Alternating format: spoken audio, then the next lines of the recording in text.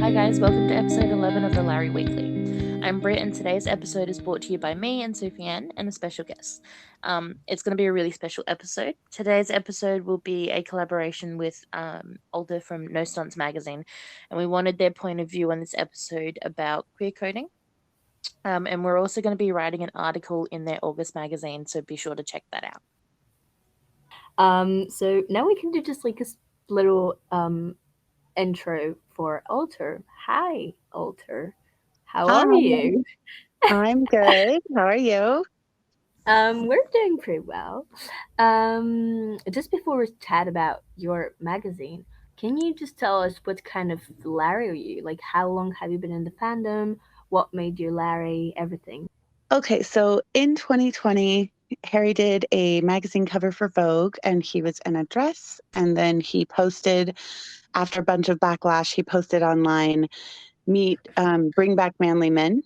And he was eating a banana. And I thought that that was really funny. So I decided to look into him. I have a cousin who is an OG Larry, but I didn't know that. I just knew that she was obsessed with One Direction for like a really long time. And I text her and I was like, hey, should I look into this guy? And she was like, yes, definitely. So I looked into Harry a little bit and obviously came across One Direction pretty fast and the concept of Larry. And then I asked her about that and I was like, should I look into this? And she said, it's going to make you cry, but you should look into it.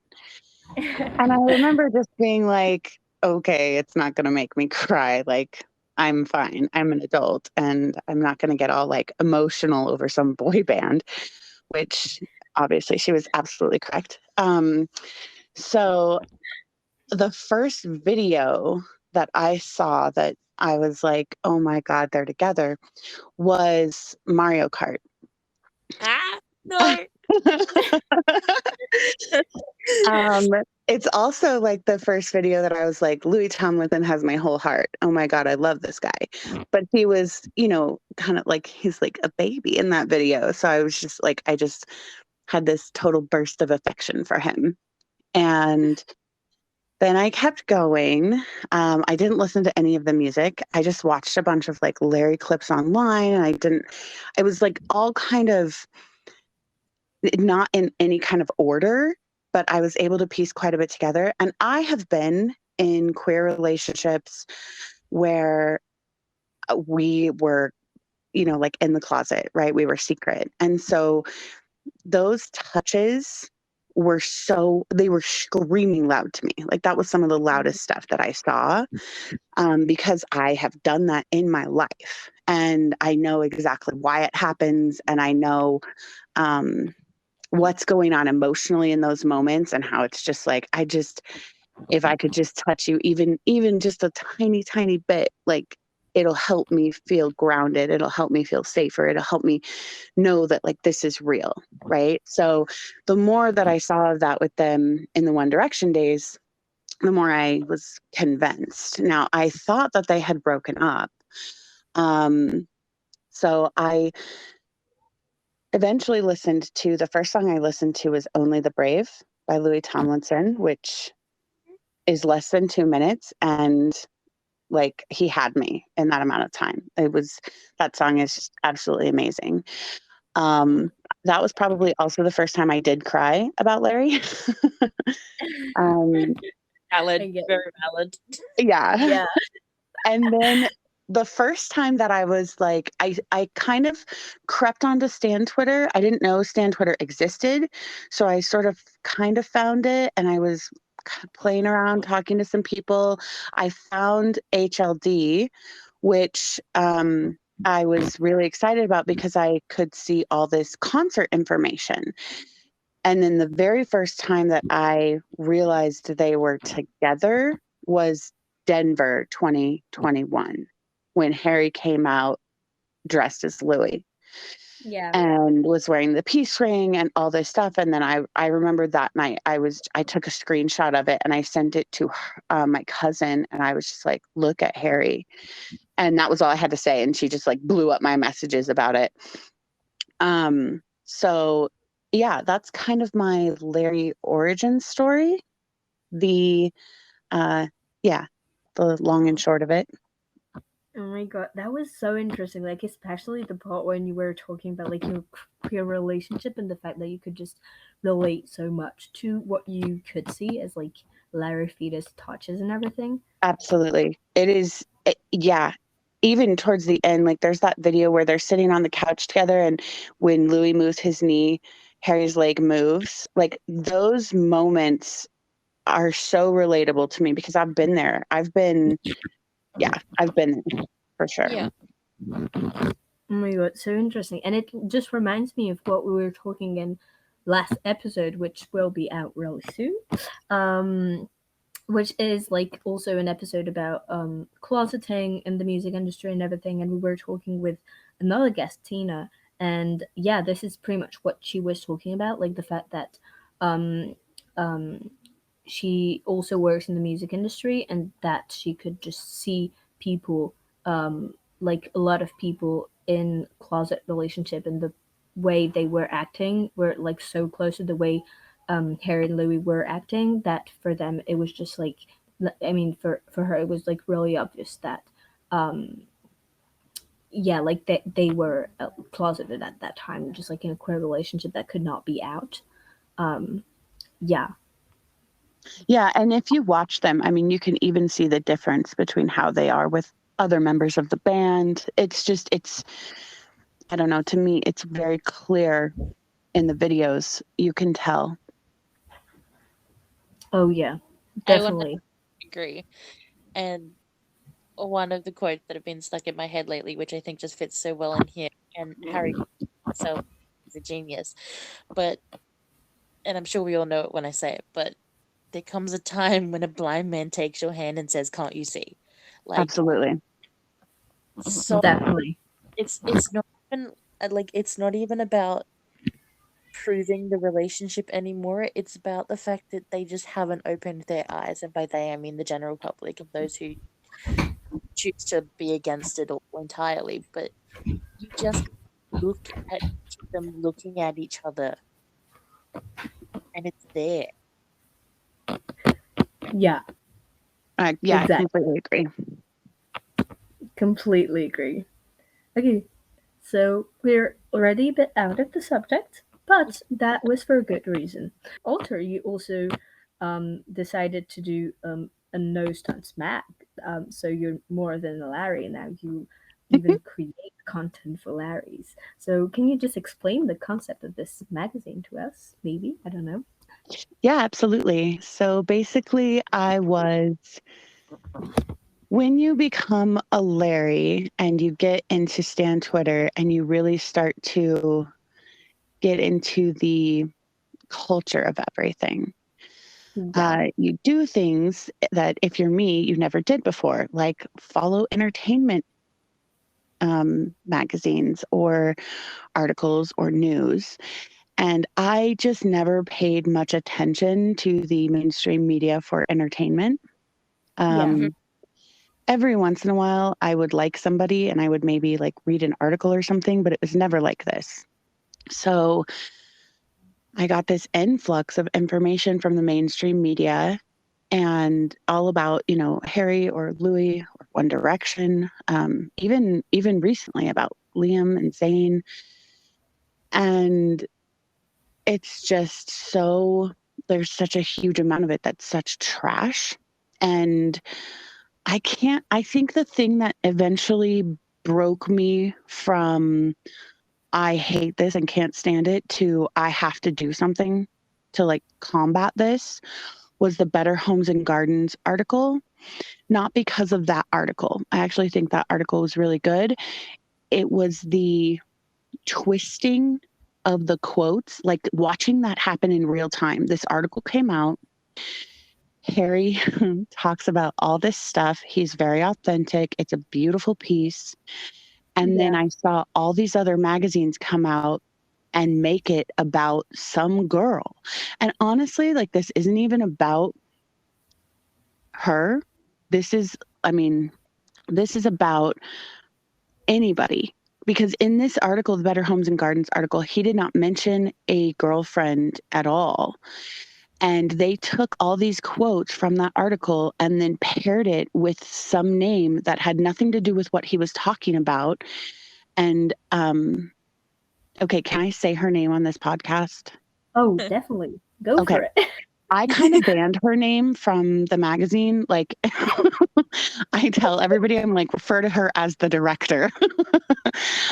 So, but like, Yeah. there was an article or that came out that was like, Harry Styles felt uncomfortable with sex until he met Olivia Wilde. And then it used a quote from the Better Homes and Garden magazine. And I literally was like, I'm going to burn a church down. Like, I'm going to commit arson. I can't believe that this is how things are going. And then it was so many articles were doing the same thing, trying to make everything about this entire article and Harry's house and his music and just his personal life connected to Olivia. And that made me so angry. And I was just like, I don't think I'm a good enough writer yet to necessarily do a Better Homes and Gardens style article, but all this other trash, I can definitely do that. Right. So I could do it without tying every single thing he says to Olivia. So that's kind of where it was born from. And then it became, I'm gonna try to fight against the mainstream media. And I put this post out on my Twitter that was just like, who wants to help me? And Larry's are so amazing. And so I got a ton of people who were like, we want to help. Now, I don't think all of them were ready for like working with me because I think a lot of people were like, oh my God, it's such a great idea. And I was like, it is. And then I like created a Discord and gave everybody assignments. And then I was like, okay, we're going to launch in 2 weeks. I'm building a website. And they were like, oh my gosh. So all these Larrys were just working with me and each other and like putting all this stuff together. And it was incredible because we have like people writing, people doing graphic design, people helping me with figuring out how to do the website properly. I got a website developer professional because I wanted the website to look really good. But everything else is like totally a bunch of different people volunteering and putting things together. And we have like beta reading and editing and there are people who are willing to let us use their pictures, even like professional photographers. And everything on there, I always make sure that everything is used with like express consent because for two reasons. One, I just think that that's good to do. And two, because what I'm doing is kind of risky. And so I don't want to have that be the thing that is an issue. Like, I don't want to get in trouble for some small technicality. Yeah, definitely Um, get you. yeah. And I've talked to a couple of lawyers, and I'm in America. So I've talked to a couple of First Amendment lawyers specifically about freedom of speech, freedom of press, and what that allows me to do. And I got into kind of an argument with one of them because I was like, well, why do these other magazines get to say all this garbage? And she was like, because they have lawyers. So Yeah, I that's try to true. I try to be really careful about what I say and what goes out on the site. But most of it is vetted pretty well. And the only thing that I would say is the big difference specifically as far as interviews. And I think this is relevant because of that recent Rolling Stones interview with Harry, which was just a travesty. Um, the relevancy for us is that I always try to include the question with the answer because I don't want to pull quotes out of context for people and like make an article about something that it really isn't and never was. Yeah.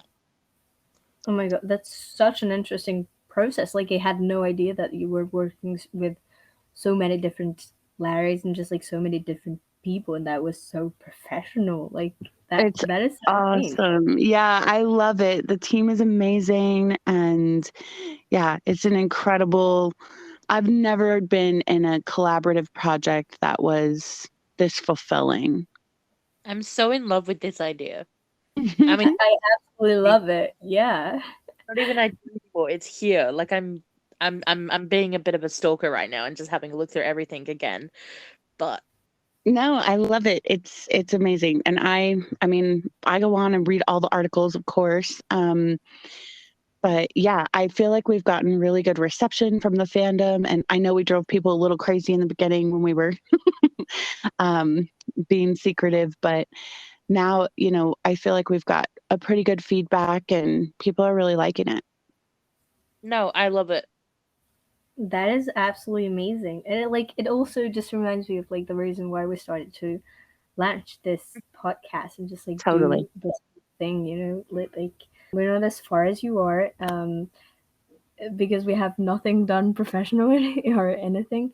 But Yeah, but you guys definitely have the same. I feel you have a very similar vibe in the sense that you're willing to talk about stuff, even when it's yeah, uncomfortable. And also, um, you're very consistent. Like you're out there, you're doing it. You guys are like really, really consistent. And I remember when this first came out, I was like, I wonder how long this is going to make it.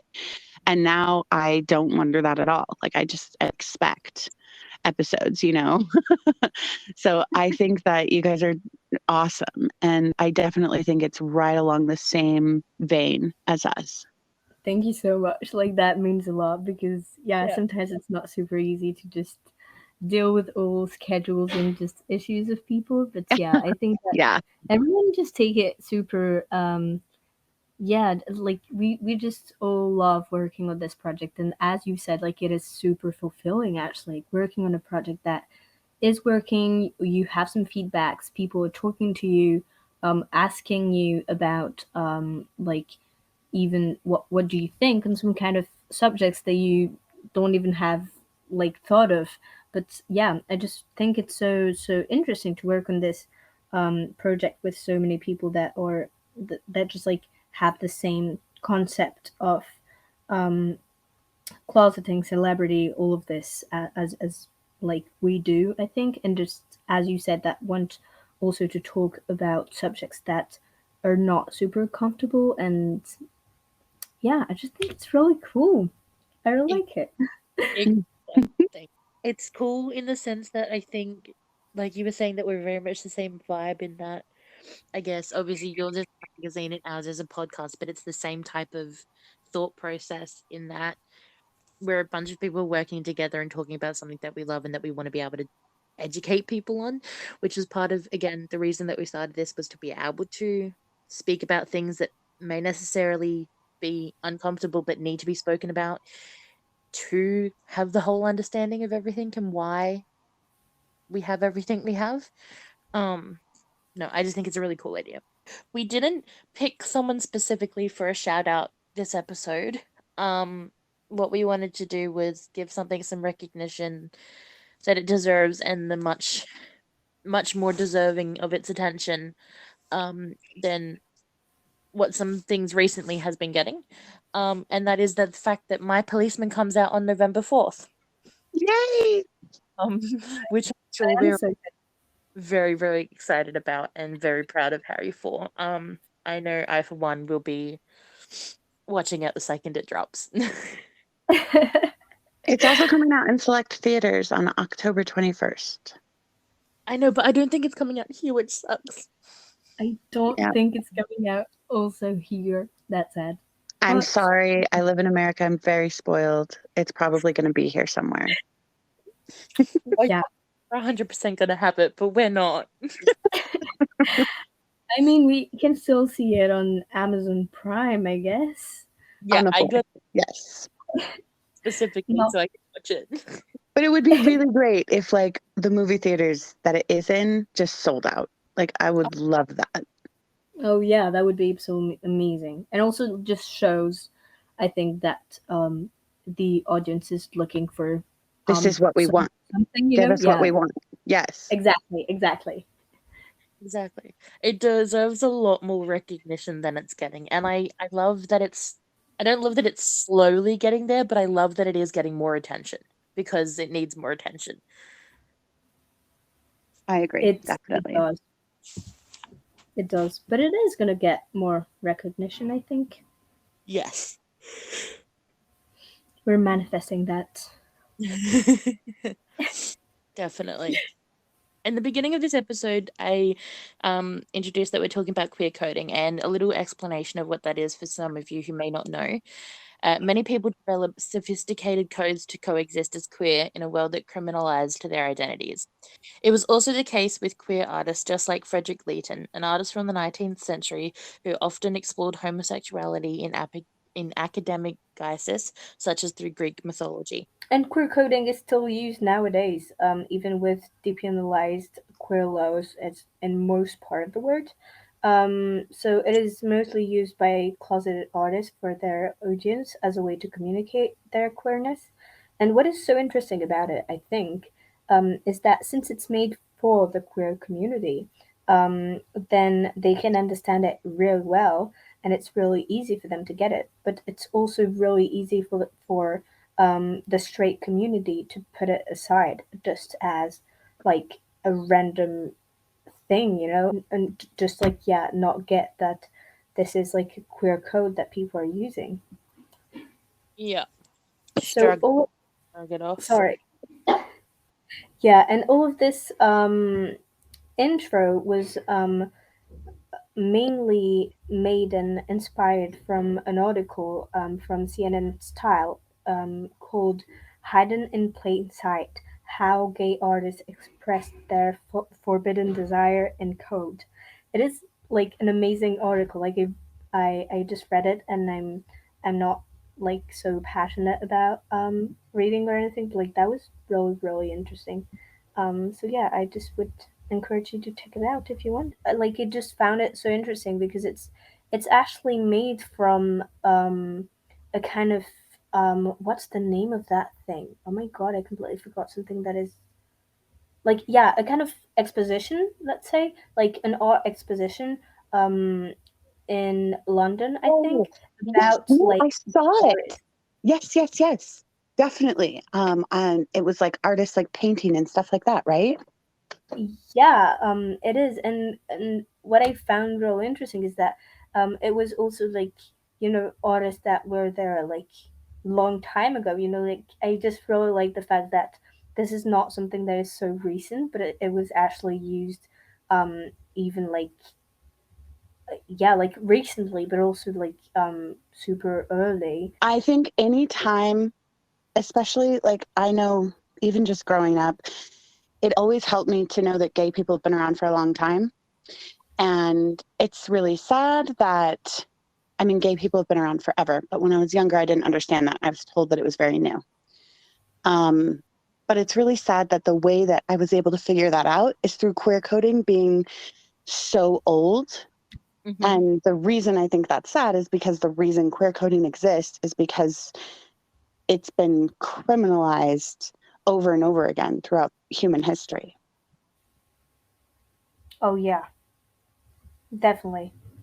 Like, yeah, it is just like a kind of secret way of communication. So I like, if queer people weren't criminalized, then they could just talk about it like super openly, but because it's not Or there wouldn't be being, queer codes if it wasn't yeah, like that. like, They yeah, just it wouldn't wouldn't be. exist. And criminalized in the sense of like not just the law, which also has happened, is Yeah, happening actually, but in the sense of like society. Hmm. yeah, I'm so in love with this song, honestly. I get you. I don't know. We're talking about Only the Brave, obviously, because what else would Mm. we be talking about when, like, it just, what he did, I don't know how to explain it, but what he did with that song, you know what I'm trying to say? Like, all, I'm sure you agree. Like, it's so, there's no words. Yeah. Oh And no. hearing, I tell you, hearing it live with him less than 5 feet in front of me in a room full of pride flags and his smile the entire time, it just hits different. No, that was a lot. Ugh. I once heard it described as a core memory, and I don't know if you guys have seen the movie Inside Out, but I absolutely like it. It's like a foundational experience. Yeah, 100% agree. Yeah, I would also say this. Yeah, so only the brave is like one of my favorite song, and I think like as a fandom, most of us like collectively agree that it is like one of our favorite songs, and also I would just say one of his best like written song in general, just because like it's full of queer code, but it's also just so easy to relate to, so easy to understand, like from the queer community, I would say, and like all of those beautiful metaphors that he uses, I think most of us can just like relate to it so much. That's it. I did no word. Like that's what I was trying to say in that I think he just encapsulates the entirety of what everything is within those lyrics. Yeah. Oh Like no. he said it himself the best. Love is only for the brave. Like, you know? Yeah, it's that aspect of brokenness that he Mm-hmm. brings to the concept of love. And it's Yep. really just stunning. Like And it's 100%. even past the lyrics, the way he sings it, the way he sings it live, but the way he sings it in general, um, it's very raw. And the recording with that part at the end that shows that, like, in the studio feel, where the microphone drops, Yep. it just Yeah. makes it so personal. It's such a perfect thing to add to the end of that song. Exactly. He did it so well, and I'm so proud of him.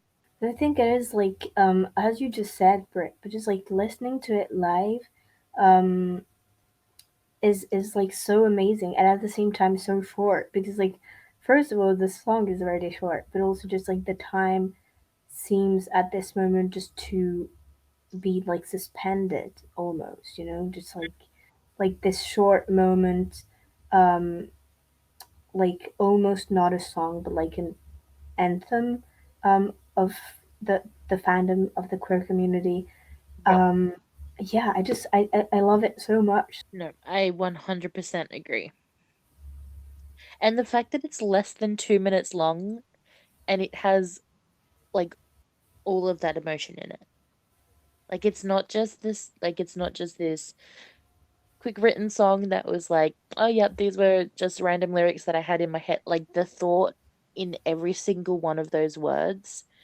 And I think I don't know if you remember that like speed round that we did in episode 7 about the Hollywood stunt and the Mhm. at the end. So we did like this speed round about like which of the boys solo music resonates with you the most. And for most of us, like we had different answers, but we could just agree on one thing, that is that um Louis is so raw in what he is singing and what he is writing also, and that's why like I feel like most people like him, and even if you don't like his music, you can just like um, um, Feel it? appreciate this thing. No, exactly. And like, I mean, in the first verse, you know, it's a church of burnt romances. Like, what church burns straight romances? Like, do you know what I mean? Oh, definitely. I think everyone knows. The the whole but I never cared for love, right? And then it's like until this point. Oh yeah. Like I mean, Louis is just like queer coding all the time. Like if we're just going with queer coding, he's just like queer coding all the time. He's Mhm. queer coding in Only the Brave, but also like copy of a copy of a copy. Oh my God. Uh, Oh my God, that song destroyed me and then like pieced me back together. It was Yeah. the first time I heard that song, I was just like, how is this person this amazing? Because it was really early on before I just understood and accepted that Louis Tomlinson is Louis Tomlinson. And yeah, that song wrecked me. It's devastating. It's just a genius. Like, we just have to admit it. Yeah.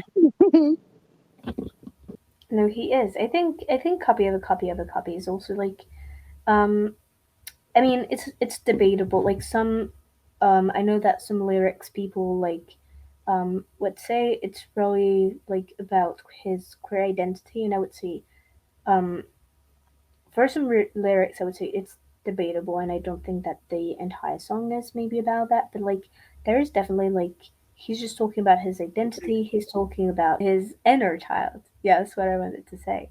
Um, His younger self.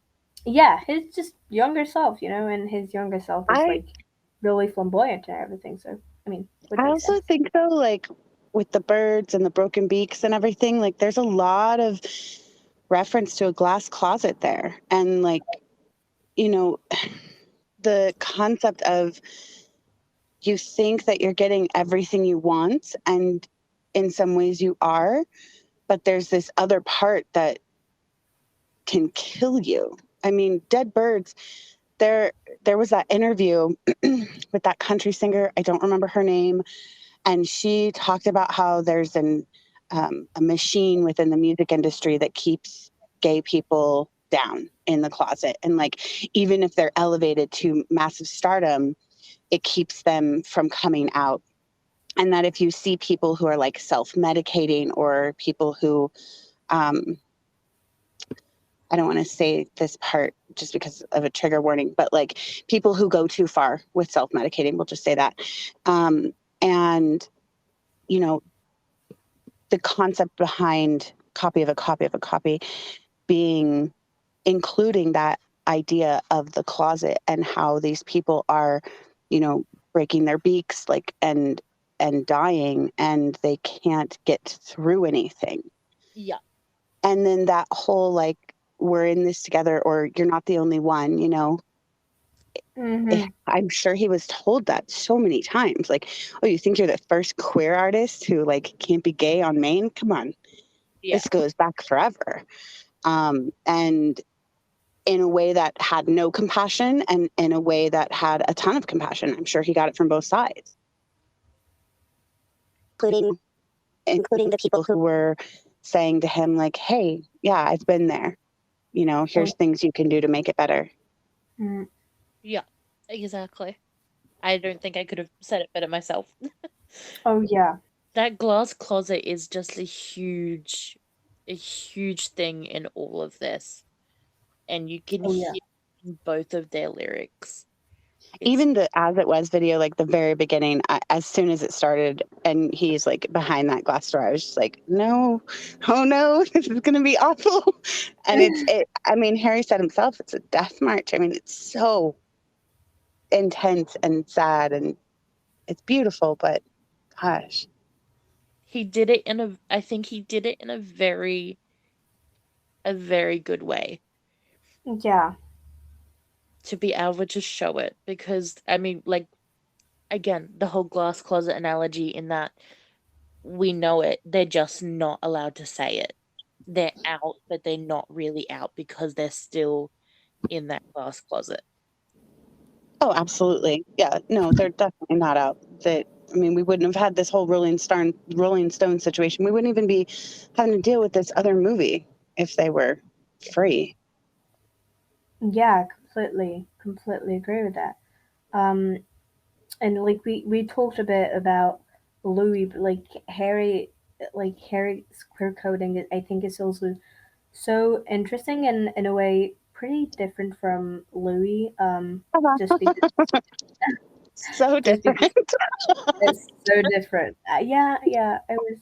I was a bit shy with it. Yeah, I'm gonna say really different from from Louis queer coding, just because yeah he is now I think like really in the class closet. I would say that Louis would be like in a kind of blurry glass closet, like Mm, um definitely less allowed to do things than Harry is, and it's why I think we also um see all of those TikTok videos of like just I don't know if you've seen those, but just like Harry just like raising flags yeah.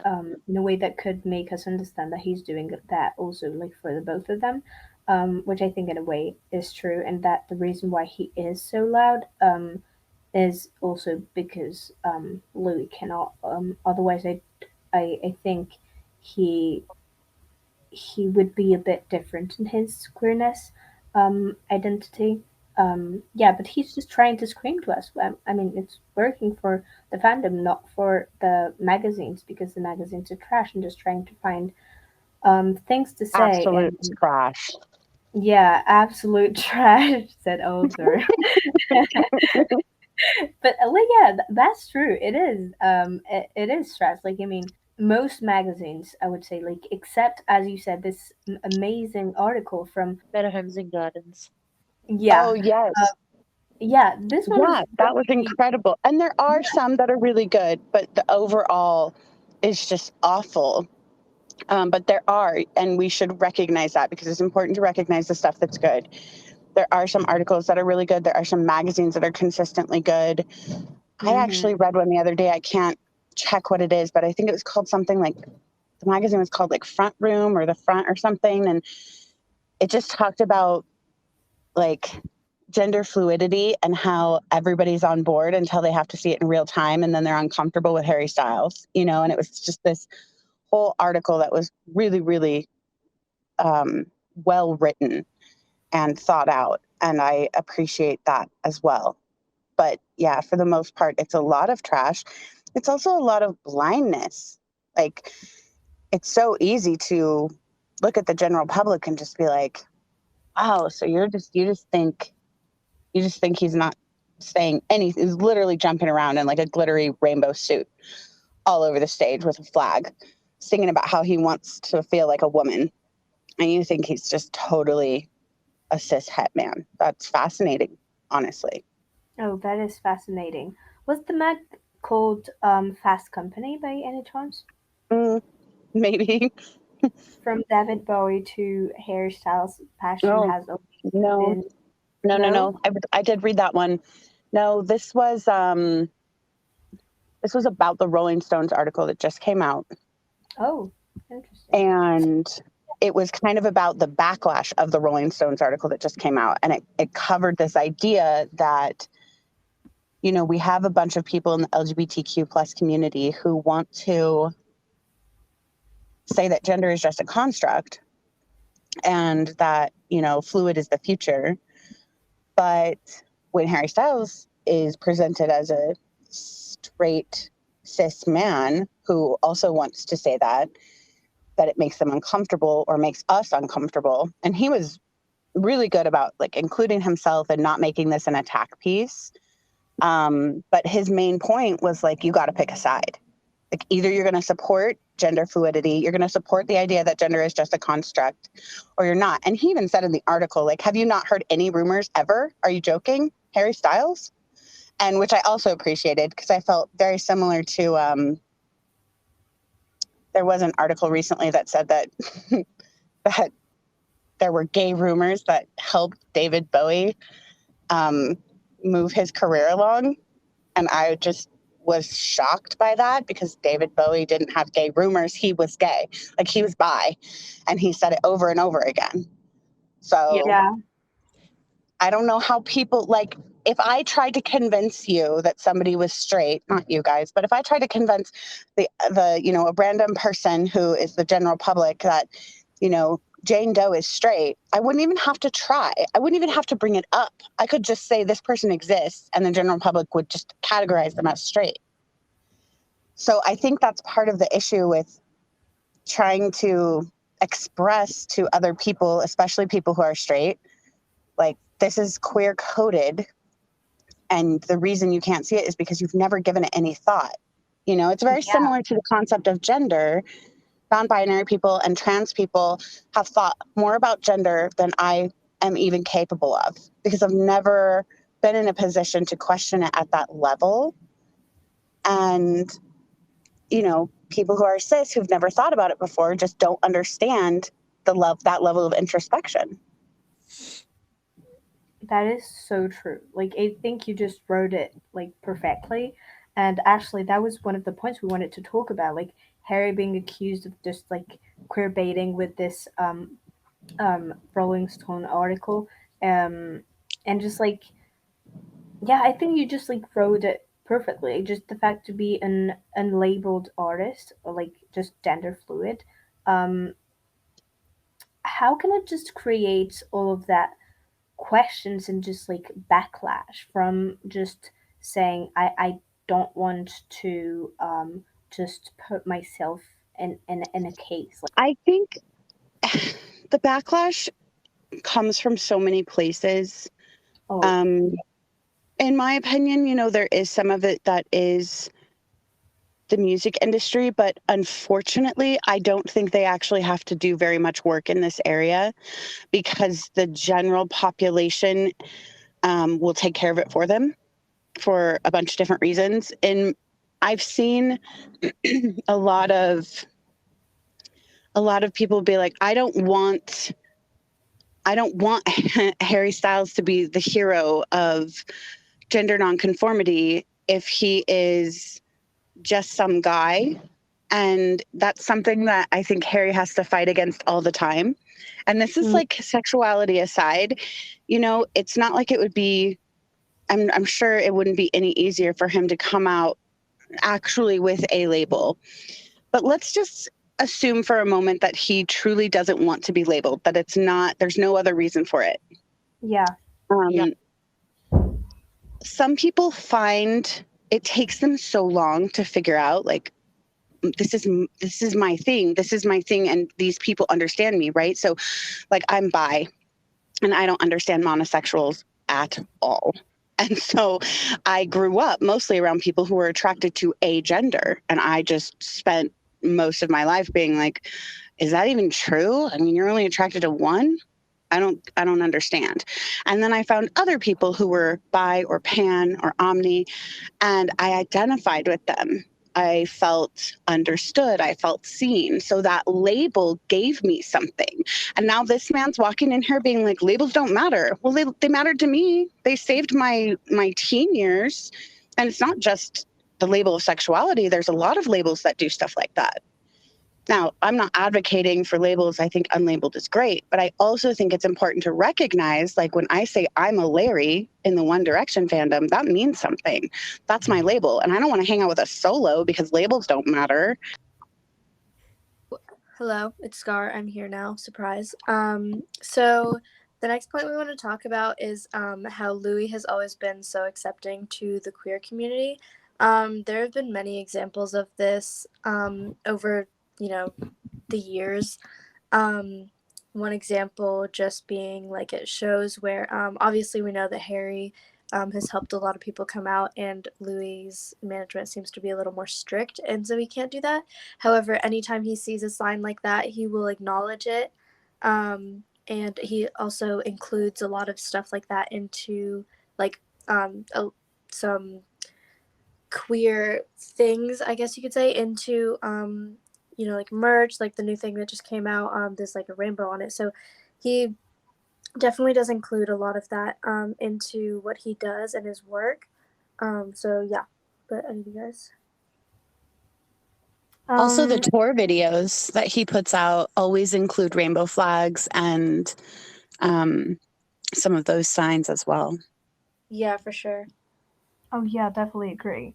And like I mean I think that we've all seen like yeah just testimonies of a lot of people like from the queer community saying how Louis was just welcoming to them, I think, and just also aware of like the queer community and the way it was working. And yeah, a lot of people were surprised by that because they just thought that Harry would probably be more in this perspective. But yeah, actually, Louis also knows a lot about like his own community, which would make sense. Yeah. And yeah, I think that a lot of people have like discovered him under this new perspective because of all of those testimonies and everything. And it's just like so great to see that um yeah, like this is out there. And because like I feel like a lot of people especially like antis, but just like also just Louis antis in general just love to say that Louis is homophobic for some like Mm-hmm. odd reason. And just like showing them those testimonies and just like the fact that he is um like absolutely not homophobic and just like super welcoming to this queer community and just knows a lot about it, is super aware. of Yeah. all of the LGBTQ plus community is so important. I feel like. Yeah, I definitely, and I also think that the reason that a lot of the fandom, not all obviously, but a large, like the majority of the fandom is actually queer, and I think it's just because we feel so comfortable around them, and like we feel like they're very accepting of us. Um, that it's like a comfortable and safe place for us that they've created, but obviously because they understand. So Yeah. yeah.